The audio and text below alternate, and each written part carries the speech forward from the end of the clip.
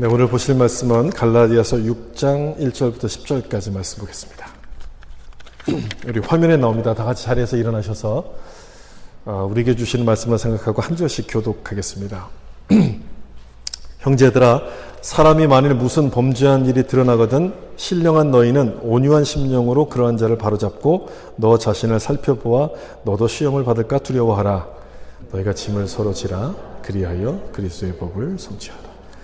만일 누가 아무것도 되지 못하고 된 줄로 생각하면 스스로 속임이라. 각각 자기 일을 살피라. 그리하면 자랑할 것이 자기에게는 있어도 남에게는 있지. 각각 자기의 짐을 질 것이라. 그 짐을 받는 자는 말씀을 가르치는 자와 모든 좋은 것을 스스로 속이지 말라. 하나님은 업신여김을 받지 아니하시나니 사람이 무엇으로 심든지 그대로 거두리라. 성령을 위하여 심는 자는 성령으로부터 영생을 거두리라.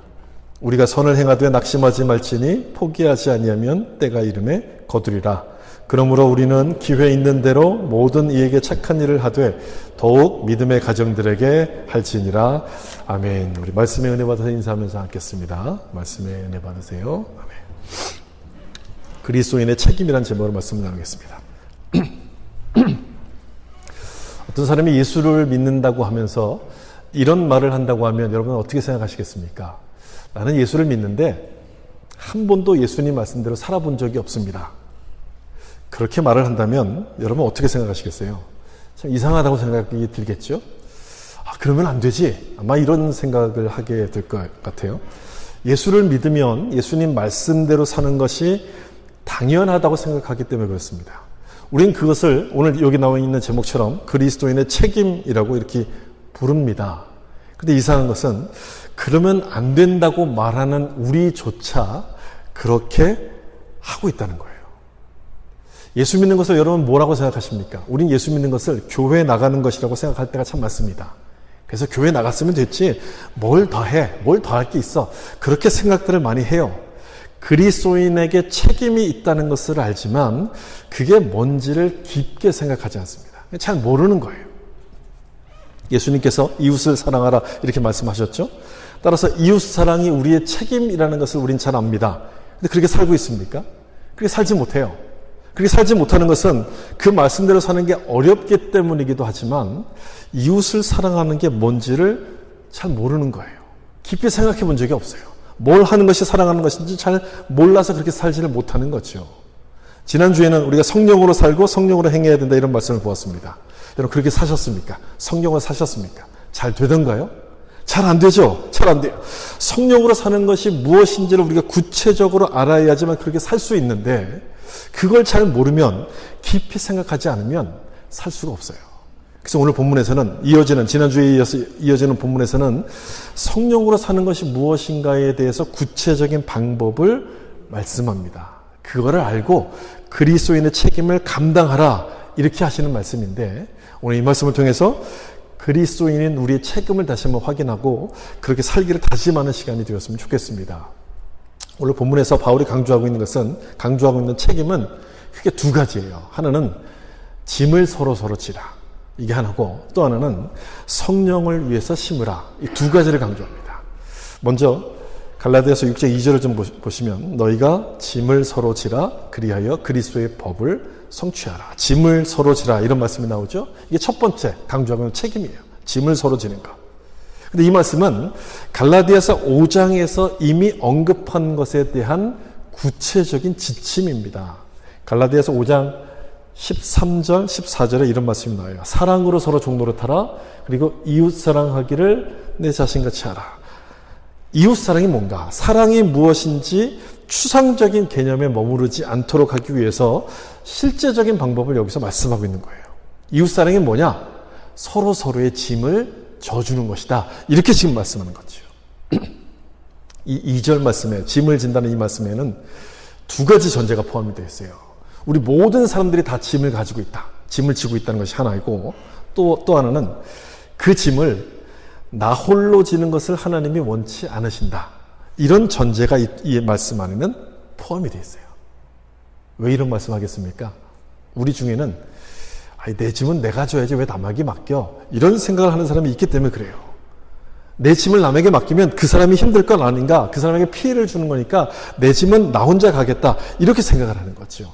어찌 보면 다른 사람을 좀 배려하는 것처럼 보이기는 하지만 그렇지 않습니다. 그렇지 않아요. 나 혼자도 충분히 잘할 수 있다. 나 혼자 할 수 있다는 것을 나타내고 싶어서 그렇게 하는 거예요. 자기 주장이 강한 사람들이 주로 이런 모습들을 많이 보이는데, 여러분 이런 분은요, 다른 사람이 나를 돕는 것을 내가 부족하기 때문이라고 생각해요. 내가 부족해서 돕는다라고 생각해요. 그래서 자기 혼자 그 짐을 지고 가면서 나는 스스로 완전한 사람, 온전한 사람이라는 것을 보이려고 하는 겁니다. 어쩌다 우리가 이런 생각을 갖게 됐을까? 아마 어렸을 때부터 받았던 그 교육 때문인 것 같아요. 여러분, 아이를 키울 때 한번 생각해 보세요. 아이를 키울 때 아이가 뭘 하면 이 부모님들이 막 칭찬을 해줍니까? 아이가 뭘 했을 때 칭찬해 줍니까? 혼자서 뭔가를 했을 때예요. 이 혼자서 걷기 막 시작하거나, 아니면 혼자서 숟가락을 잡고 막 밥을 먹기 시작할 때, 엄마가 도와주지 않아도 혼자 할 때 칭찬을 받아요. 그러다 보니까 이 아이들이 자연스럽게 터득을 하는 거죠. 아, 혼자 하면 칭찬을 받는구나. 그리고 그때부터 더 열심히 혼자 사는 법을 막 이렇게 연습해 가기 시작해요. 그리고 그 일에 쭉 가다가 그 일의 정점이 뭐냐면 독립입니다. 독립. 자기 일을 갖고, 자기 집을 갖고, 나만의 것을 소유한 채로 독립하는 것. 그래서 모든 사람들의 목표는 이 독립하는 것이 자기들의 목표, 모든 사람의 목표예요. 집을 떠나고, 가족을 떠나고, 친구를 떠나서 나 혼자만의 삶을 사는 것. 이것이 이제 독립하는 것이 모든 사람들의 목표인데, 참 아이러니한 것은요, 그렇게 꿈꾸던 독립을 이루고 나면 그때부터 외로워지는 거예요. 그때부터. 이 독립하면 자유로울 거라 생각하는데 막상 딱 독립을 하고 나니까 주변에 아무도 없어요. 얘기할 사람이 없어요. 그걸 이제 그때서야 깨닫는 거예요. 자유는 잠깐이고 외로움이 훨씬 더 크다는 것을 알게 돼요. 우리가 코로나 때 얼마나 잘 배웠습니까, 여러분? 코로나 때 이 처음 시작할 때 막 감염이 무서워가지고 사람들도 안 만나잖아요. 다 피했어요. 그러다 보니까 시간이 길어지니까 외로움이 더 많아지는 거예요. 그래서 어떻게든지 막 사람들하고 연락하고 안 보던 사람한테도 연락하고 이 소통하는 일들이 더 많아지지 않았습니까? 그러니까 우리가 원하는 자유는 정말 원하는 자유, 진짜 자유가 아닐 수 있다는 것을 그런 내용들을 보면 확인할 수 있어요. 사도 바울은 이 사실을 알고 있었기 때문에 서로 짐을 지라 이렇게 말씀해요. 짐을 지는 것은 상대방을 괴롭게 만드는 일이 아니라 여기 말씀하신 것처럼 이웃 사랑을 실천하는, 성취해서 우리로 하여금 자유케 하는 기회가 되기 때문에 서로 짐을 지라 이렇게 말씀합니다. 하나님이 우리를 만드실 때 여러분 한 사람 한 사람 독립적으로 만들지 않았어요. 같이 살도록 공동체로 우리를 만드셨거든요. 그래서 서로 짐을 지는 것은 하나님의 뜻을 이루는 일이 되는 거예요. 훨씬 더 우리 가운데 좋은 일, 감사한 일이 되는 거예요. 어떤 분들은 이 말씀을 시편에 나오는 55편 말씀과 비교합니다. 그래서 시편 55편에서 상반되는 말씀이기 때문에 이건 받아들이기 어렵다 이렇게 얘기해요. 무슨 말씀이 나오냐면 55편에 내 짐을 여호와께 맡기라. 그가 너를 붙드시고 이런 말씀이 나요. 우리의 짐을 여호와께 맡기라.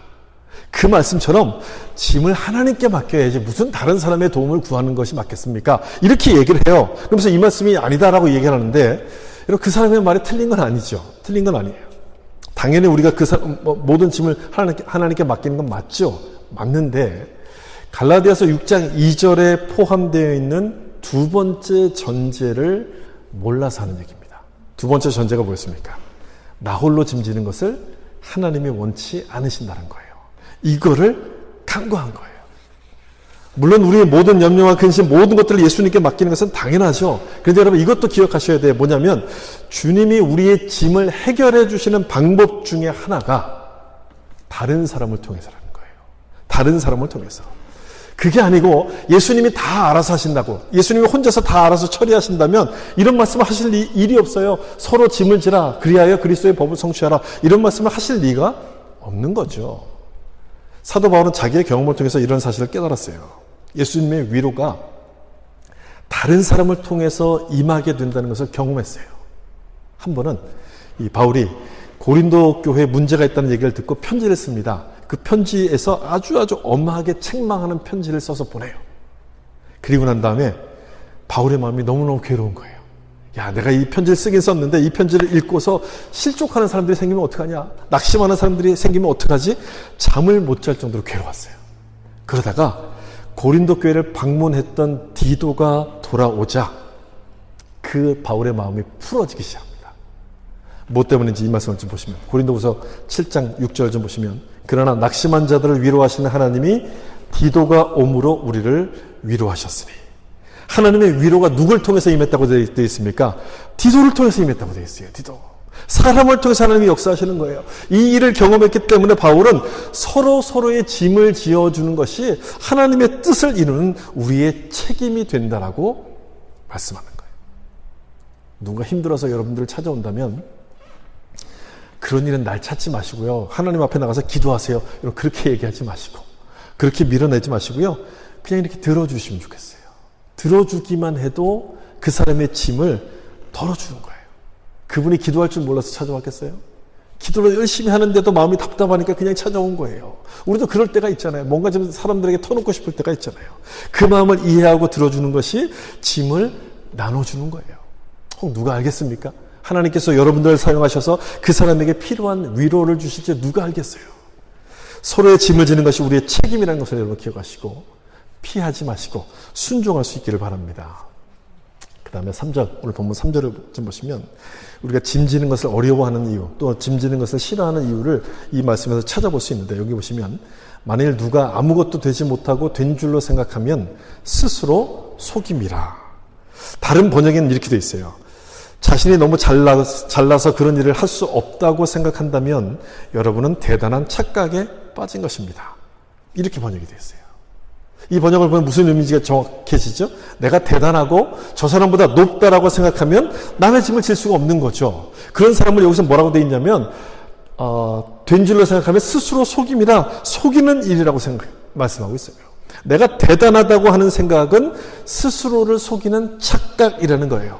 따라서 어떻게 하라는 얘기입니까? 대단하지 않다는 것을 알고 서로의 짐을 져주라, 도와주라 이런 말씀이에요.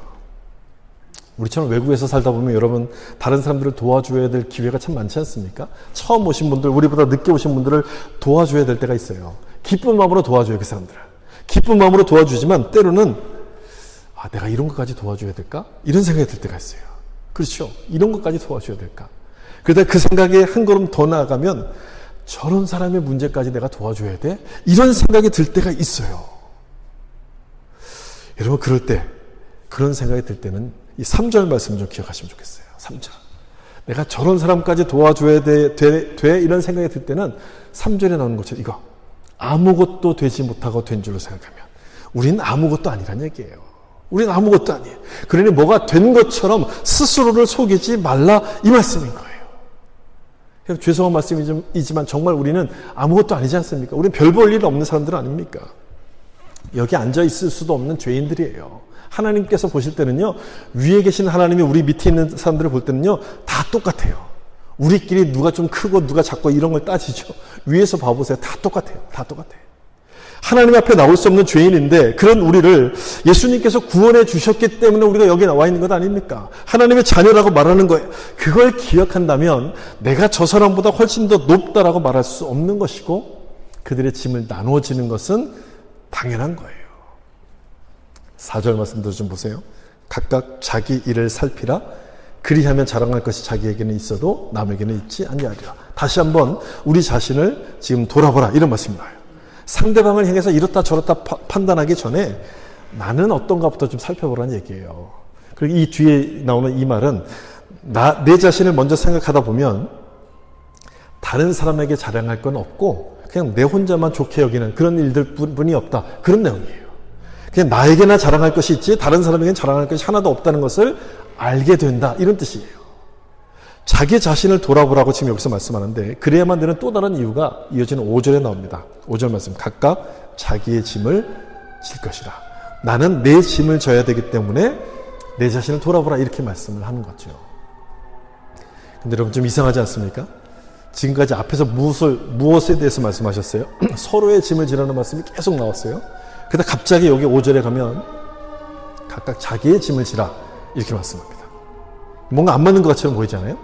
뭔가 모순되는 것처럼 보이는데 2절과 5절 이 두 가지 말씀은 모순이 되지 않습니다. 한글 성경에서 둘 다 번역할 때 그냥 짐으로 번역해서 그렇게 이제 비슷해 보이는 것이지만 헬라어 원문에 보면은 그렇게 되어 있지 않아요.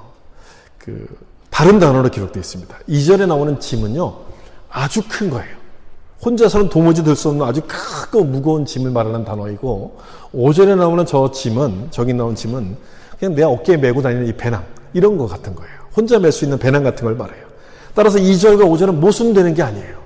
2절에서 서로의 짐을 지라고 말씀하신 것은 그 짐은 혼자 들 수 없을 만큼 큰 것이기 때문에 함께 지라, 이렇게 말씀하신 것이고, 5절에서 말하는 자기의 짐을 질 것이라, 이 말씀은 무슨 말씀이냐면 그렇게 서로 도와서 짐을 짊어지는 것이 우리에게 맡겨진 몫이다, 내가 짊어질 배낭이다, 이런 뜻의 말씀인 거예요. 여러분 무슨 말인지 이해가 되시죠? 그래서 이 5절에 나오는 저 짐은요, 책임이라는 말과 같아요. 또는 은사라는 말로 바꿔볼 수도 있어요. 하나님께서 우리 가운데 은사를 주셨어요. 많은 선물을 주셨어요. 왜 주셨습니까? 은사를 주신 것은 나를 높이라고 주신 것이 아니라 필요한 사람을 도우라고 주셨어요. 방언의 은사를 주셨고 예언의 은사를 주셨다고 한다면 이것을 가지고 힘들어하고 지쳐있는 사람들을 위로하고 그들을 위해서 중보기도 하라고 주신 은사라는 거예요.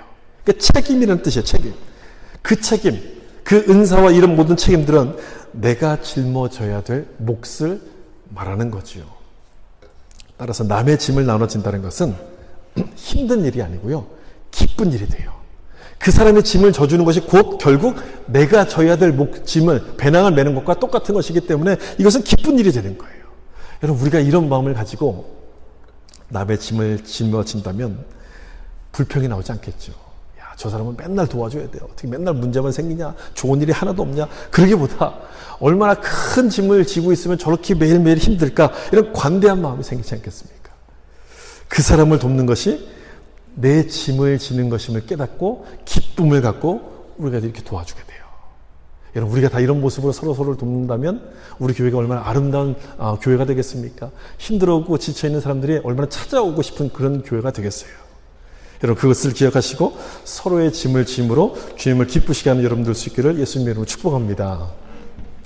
그 다음에 6장 1절을 좀 보시겠습니다.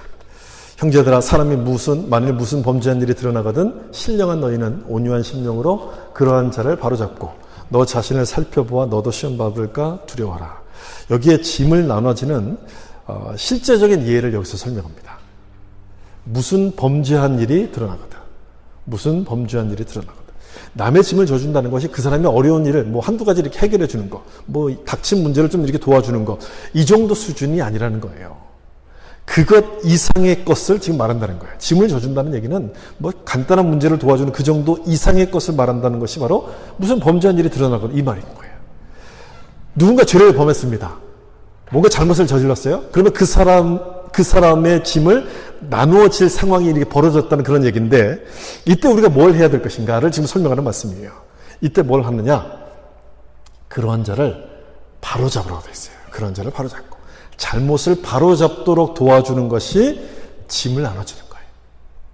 죄를 지었어? 빨리 경찰서에 신고해서 경찰 보러 잡아가라고 얘기해야지. 그렇게 하는 것이 아니고, 경찰에 신고하라는 얘기가 아니고 제자리로 돌아오도록 도와주라는 얘기예요. 여러분, 여기서 바로잡고라는 이 단어가요, 헬라어 원문에는 어떤 단어로 쓰였냐면요, 뼈가 어긋났을 때 어긋난 뼈를 다시 맞추다, 이런 뜻이에요. 제자리로 돌려놓으라, 이런 말인 거예요. 뼈를 맞추려면 여러분 아프지 않습니까? 그렇지만 치료하려면 참아야 돼요. 참고 이거 뼈를 맞춰야 돼요. 잘못을 바로잡는 것도 마찬가지예요.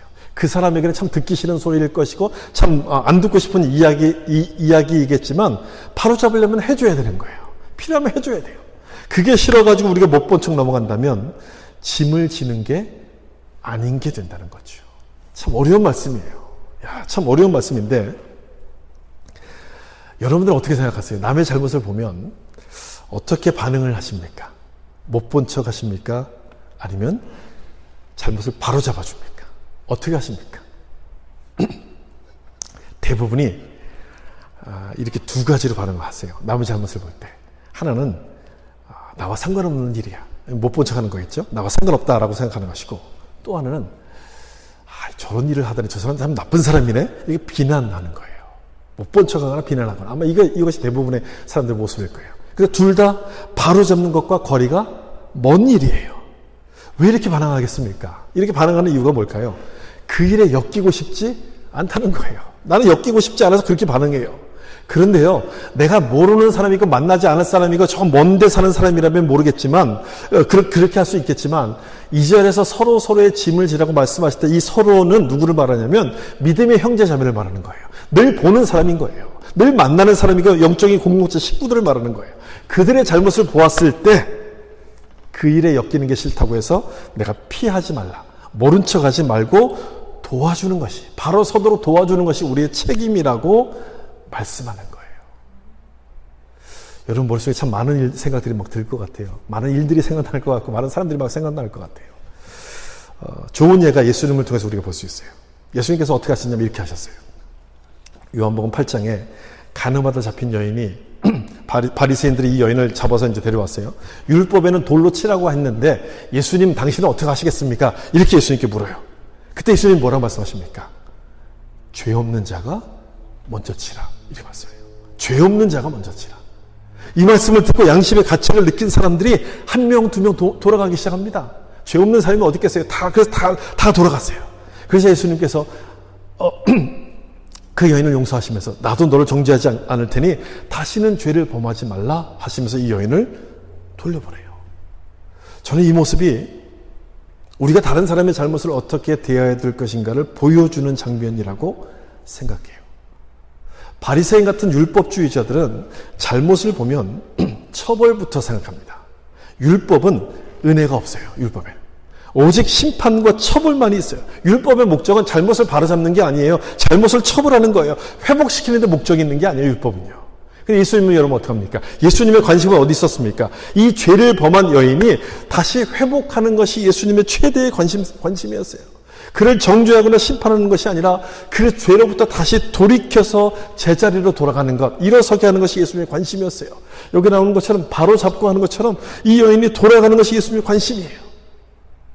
그게 예수님께서 주신 새 언약 아닙니까? 여러분 옛 언약, 율법은 회복이 없어요. 살리는 게 없어요. 그냥 죽이는 심판만이 있어요. 근데 예수님께서 주신 새 언약은요, 살리는 거예요. 그래서 복음이에요. 복음. 예수님께로 돌아가면 죄인들이 다 살아나요. 그래서 복음이고 이 새 언약인 거예요. 복음의 목적은 살리는 거죠. 정죄가 아니에요. 사람이 중요하다는 걸 말하는 거예요. 사람이 중요하다. 여러분 이 생각은 여러분 꼭 가지고 계셔야 돼요. 절대 잊어버리면 안 돼요. 이 세상은요, 사람이 중요하다고 가르치지 않아요. 돈이 중요하다고 가르쳐요. 경제가 우선이지, 먹고 살아야지. 경제가 우선이다 보면 사람은 뒤로 밀려요. 그래서 사람의 목숨이 죽어나가도 내가 돈을 벌면 그냥 넘어가나요. 그래서 주님은요, 사람의 목숨에 관심을 갖고 있어요. 천하보다 귀한 영혼, 한 사람의 영혼이 중요하다고 말씀해요. 1절에서 범죄한 자를 바로 잡으라고 하시는 이 말씀도 바로 거기서부터 나오는 의미예요. 잘못을 바로 잡으라는 것은 그 사람이 중요하기 때문에, 사람을 살리는 것이 중요하기 때문에 그렇다는 거예요. 실족해서 주님으로부터 떠나가지 않도록 다시 세워야 되기 때문에 바로 잡으라고 말씀하는 것이고, 이건 오지랖이 아니고 남의 일에 자꾸 끼어드는 것이 아니라 서로의 짐을 지어주는 일이 된다라고 말씀하는 겁니다. 그러면 여러분 어떻게 해야 될지 아마 감이 올 거예요. 그 사람에게 관심을 갖는 거예요. 그 사람에게 관심을 갖는 거예요. 잘못을 지적하는 것은 누구나 다 해요. 누구나 다 할 수 있습니다. 그렇지만 그 사람에게 관심을 갖고 사랑으로 대하는 것은 아무나 할 수 없어요. 하나님이 무엇을 원하시는지를 아는 사람만이 할 수 있는 일이에요. 그래서 여기서도 이렇게 말씀하고 있잖아요. 형제들아, 여기 신령한 너희는 온유한 심정으로, 마음으로 그러한 자를 바로 세우고 바로 잡고, 신령한 너희는 하나님의 뜻이 심판이 아니라 그 사람을 다시 세우는 것임을 아는 사람, 그 사람이 할 수 있다는 얘기예요. 우리의 책임은 잘못을 비난하는 것이 아니라 그 사람을 주님께로 돌아가게 만드는 것, 그 책임을 아는 사람이 이 일을 할 수 있다는 거예요. 그걸 잊어버리시면 안 돼요, 여러분. 사람이 중요하구나. 그걸 잊어버리는 순간 우리는 율법주의자들처럼 책망하기 시작하고요, 비난하기 시작해요. 더 사람을 넘어뜨리게 더 실족하게 만들어요. 그래서 신령한 너희는 그 다음에 뭐라도 있습니까? 온유한 심령으로 그러한 자를 바로잡으라고 되어 있어요. 온유한 마음으로 바로잡으라. 온유가 뭔지에 대해서 제가 지난번 성령의 열매 할 때 설명드렸죠. 야생동물을 잘 온순하게 길들여 놓은 상태가 온유인 거예요. 온유. 내 감정을 통제할 수 있는 그런 상태, 이게 온유인데 나도 범죄할 수 있다는 사실을 알기 시작하면 온유해질 수밖에 없어요. 다른 사람의 잘못을 비난하거나 야단칠 수가 없죠. 그 사람의 입장에서 이해하고 들어주려고 노력하게 되는데 그 모습이 바로 형제의 잘못을 바로 세우고 서로의 짐을 지는 모습이라는 사실을 여러분 기억하시기 바랍니다. 이것이 첫 번째 그리스도인의 책임. 서로의 짐을 져주는 건 첫 번째 책임이고요. 두 번째 책임 먼저 이 말씀을 좀 볼게요. 갈라디아서 6장 7절. 스스로 속이지 말라. 하나님은 업신여김을 받지 아니하시나니 사람이 무엇으로 심든지 그대로 거두리라. 무엇으로 심든지 그대로 거두리라. 그리스도인의 책임을 심고 거둠의 법칙으로 여기서 설명합니다. 무엇으로 심든지 그대로 거두리라. 이 말씀에는 두 가지 강조점이 있어요. 하나는 첫 번째, 무엇으로 심든지. 감자를 심으면 감자가 나지 고구마가 나지 않아요. 그러니까 심는 대로 내가 심은 게 무엇이든지 그것을 거둔다는 뜻이 하나가 있고요. 두 번째 강조하는 그 뒤에 나오는 말씀이에요. 그대로 거두리라. 그대로. 씨를 심었는데 언제 날지 몰라요. 아무리 기다려도 안 나는 것 같아요. 그렇지만 변화가 없는 것처럼 보이지만 때가 나면, 때가 되면 싹이 나온다는 것을 말씀하는 거예요. 바울은 이 법칙이 농사에만 적용되는 게 아니고 우리 삶에도 적용된다고 말해요.